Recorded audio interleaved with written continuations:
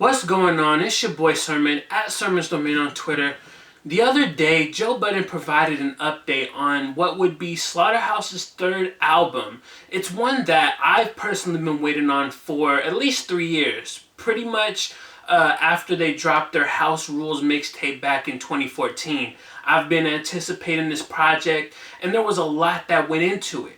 For instance, they said that they had rounded up a slaughterhouse of producers. You had Just Blaze, who is serving as the executive producer. You got A-Rap Music, you got Cardiac, you have the Justice League, and Ill Mind.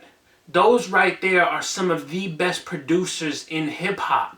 Bring them all together, and that album, I feel, was going to be a great one. And so Joe Budden went on his podcast and he made a statement saying that that album will never see the light of day. Specifically, he said, that album's never seen the light of day. For all you people that keep wanting a music update, here it is. That Slaughterhouse project, you're not getting it. It's some shit on there. Unfortunately, the best Joel verse that I've ever heard in my entire life is on this album that y'all are never going to hear. That's fucked up.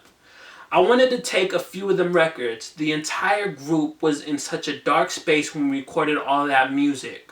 It's a very dark, depressing, I don't even want to hear any of that shit.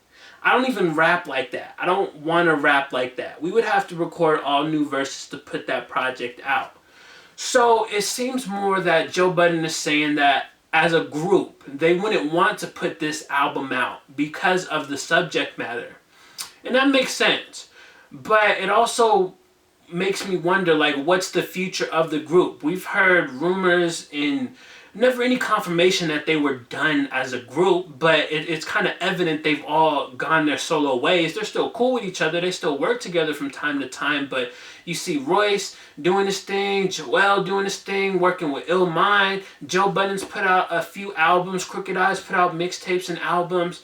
And so it's clear that they have gone their separate ways for the time being, and we're never going to hear that music. For me, I was very excited when Slaughterhouse formed. Like around 2008, when Joe Budden did Halfway House and they all came together for that record, and Nino Bless was on there too, he killed it as well. But when they came together and then decided to form a group, I was excited. These are four of my favorite lyricists, and they're going to do an album together. So 2009 came around, and I thought that the album was okay. I feel like with, forming a super group like that, you're either going to get immediate results or it's going to gradually build up. I think having four of the best lyricists, it makes it tough because what type of sound are you chasing? Like, you can sit here and make an album where you're trying to rap the best and be the best, but then that's only going to cater to a certain audience.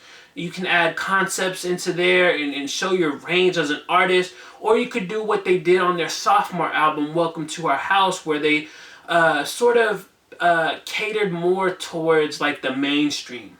You have records like My Life with CeeLo, Hammer Dance, which I never had a problem with. I thought Hammer Dance, if they were going into that direction, I think Hammer Dance is a song that's not necessarily a hit, but it fits into like what Slaughterhouse could do. Like, I think My Life was kind of too left field, and then you also had Throw That featuring Eminem, which was never a single, but I was listening to the album yesterday, and that song is just notoriously bad. Like, that hook from Eminem, and I know anytime I talk about Eminem, people get so defensive on here, and that's fine. That's totally fine. I get it. There's loyal Eminem fans out there, but I'm not going to sit here and say that Throw That had a good hook. It didn't. It was just bad.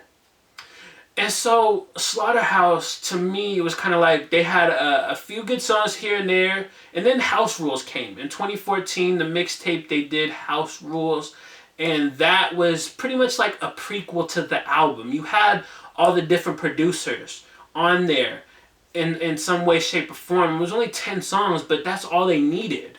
That mixtape was single-handedly the best thing as a group that they've put together, in my opinion. And so I was looking forward to this next album.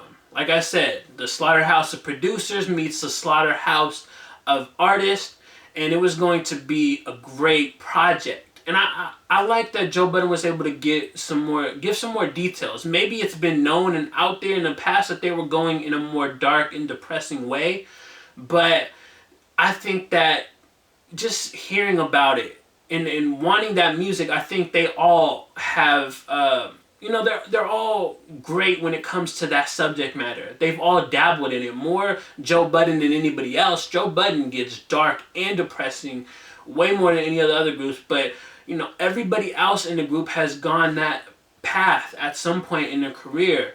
So I was thinking that this album, this third album that is never going to come out now, could have been the one.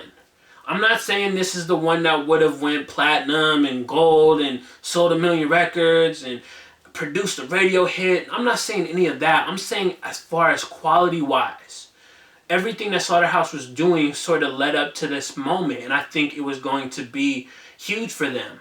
I really do believe that that third album was going to be the one. So it really does suck to hear that it's never coming out.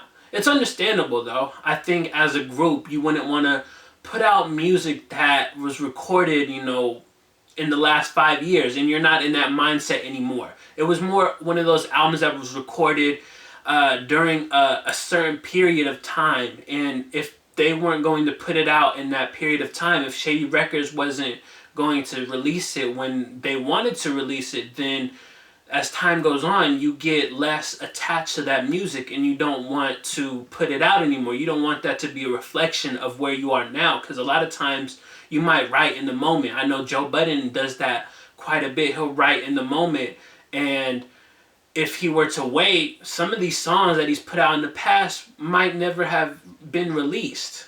As for the future of Slaughterhouse, nobody really knows. As far as I know, they're still signed to Shady Records as a group, but Eminem and Shady Records, they're not in any rush to really brand themselves and put out this music, put out these albums.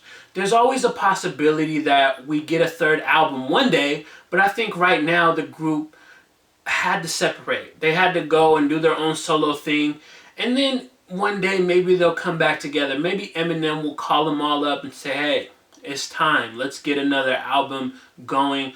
But like I said, I'm not holding my breath. I don't think that Eminem and Shady Records, they're really focused on trying to put out a lot of music outside of Eminem at least. And I get that it's more of a complicated process, especially when you had Slaughterhouse drop this album that didn't do so well. Like, why would you put your faith in releasing another album where you could end up losing? So now I want to open up the floor to you guys watching. I talked extensively about Slaughterhouse today. What do you think that third album would have taken them? Do you think that album, is, in terms of quality, was the one? Or are you one of those people that was just a huge fan all around? Like, I can say that I'm a fan. I like songs here and there. But as a whole, as a group, as like whole bodies of work, I can't say that I'm still listening to them. Minus House Rules. House Rules was the one for me. So let me know your thoughts in the comment section below, and then like the video, subscribe to the channel if you're not already, share the video. Follow me on Twitter at Sermons Domain, and as always, thank you for your time. I appreciate you for watching, and until next time, peace.